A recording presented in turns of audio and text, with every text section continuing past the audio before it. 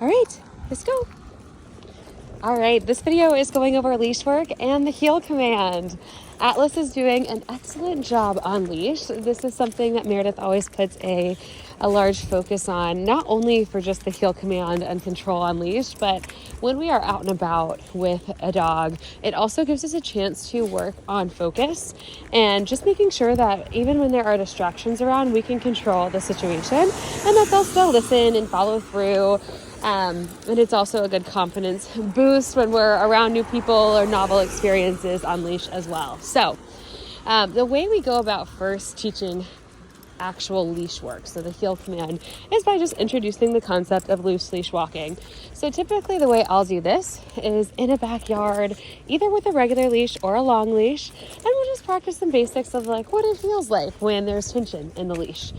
So just some pressure work and understanding like, oh, whenever there is tension in the leash, I get recalled back and I get rewarded whenever there is no tension on the leash. And then we can start transitioning to a regular leash after we kind of practice with a little bit more give on a long line.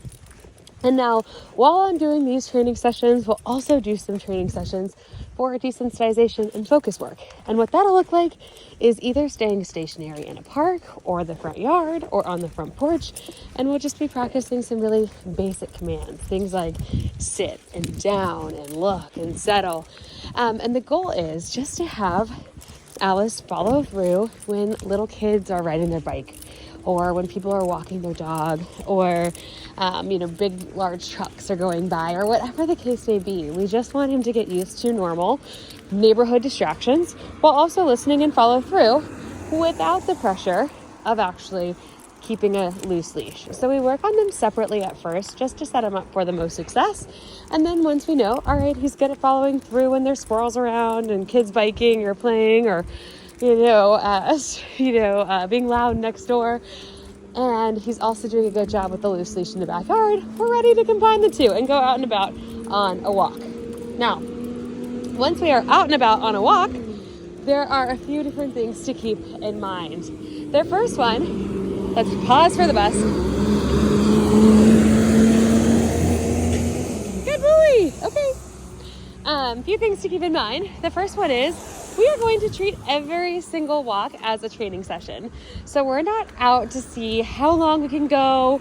We're not just trying to exercise him physically and make him tired that way. We want to treat every single walk as a training session so that we're reinforcing the good behavior with loose leash walking and the heel command and maintaining his focus and attention and keeping him mentally engaged. And I guarantee if he is getting mental exercise alongside the physical, you don't need to go as far either. So definitely recommend treating every single walk as a training session.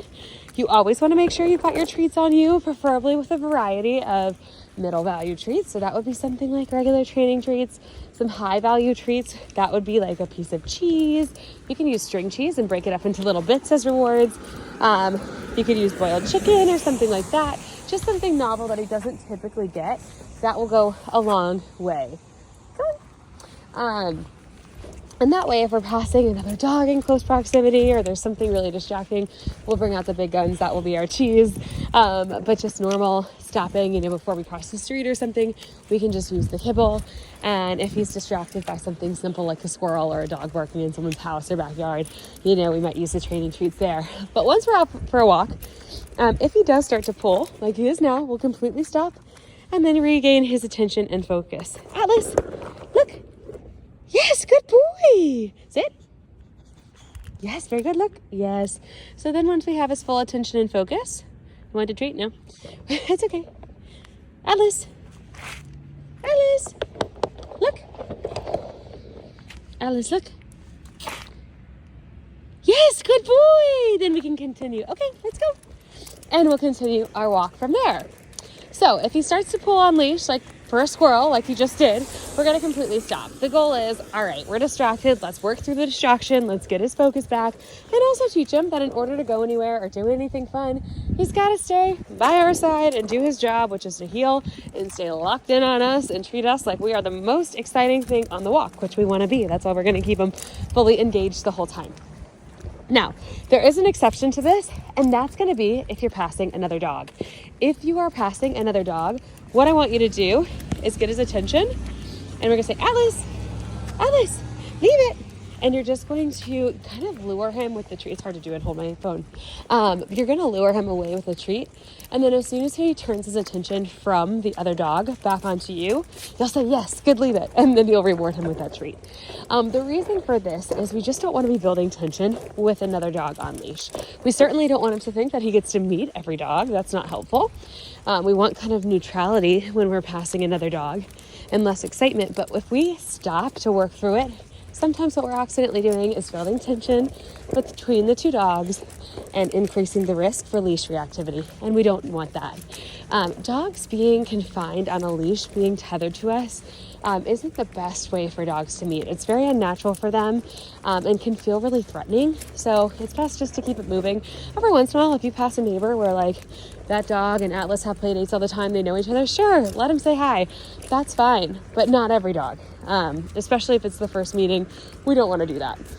So keep it moving. The other reason I want you to keep it moving when you're passing another dog is I swear I have been driving down the road so many times and seen two people walking their dogs, and they both got the same advice from the trainers to stop when the dog is pulling.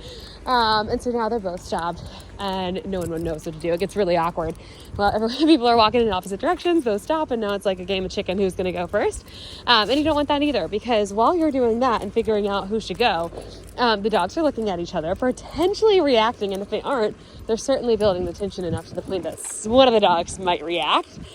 And so we just want to make sure it's a positive experience. We keep it moving. He feels nice and safe, etc. So keep it moving if you pass another dog. That's really important. Now, let's talk about equipment briefly. So Meredith typically uses a slip lead to walk him. So that's what she was doing. That is helpful in some ways. So just like on harness too, we're teaching them about the tension and a little bit of leash pressure. Now, the good thing about a slip lead is it's not corrective. You never want to let them pull to the point that it tightens, to the point that it would make them, and change their breathing pace or anything like that. It's not meant to be corrective, but we want them to feel like, now there's tension on the leash. But they can also achieve that with a harness, which is my preferred method. Every trainer does it a little different. You can kind of experiment with both and see what you prefer and what feels more comfortable and natural for you. We are going potty. No, that's not great. We're gonna pause. I'm gonna clean this up and we'll continue. All right, and we're back. So he is in an easy walk harness, and that's what my preferred method is. It is a front clipping harness, and basically when he pulls, it's got a little extra loop of fabric, and so when he pulls, it just kind of pulls him into you, so it gives you more control. And then I like a harness because we can always back it up to a collar. Same with a slip lead. Buy one that you can back up. Always. Doesn't matter if you think it's unnecessary, they're not going to pull out, even if the harness fits perfectly. You just never know. So I love having a harness because we can back it up to a martingale collar, which also has that extra loop of fabric. Really nice. So when they pull, it tightens so it cannot slip over their head. I do not like flat collars. It's just because there's always a circumstance where you might accident, for whatever reason, you've got to attach a leash to a flat collar, and they're really dangerous. They have to stay really, really tight in order to be safe. Otherwise, what happens is they can just slip right over their head, and he is a little bit nervous sometimes in new situations. Even now with loud trucks and stuff going by at my house, he can be a little bit more on the nervous side. So we just really want to make sure that we're being super, super careful, always having him in a martingale collar. It can also stay nice and loose on him, but doesn't run the risk of it slipping over the head. So 10 out of 10, recommend getting a martingale collar and maybe an easy walk harness too. So that is leash training. He's doing a really, really good job. Please let me know if you have any questions about it.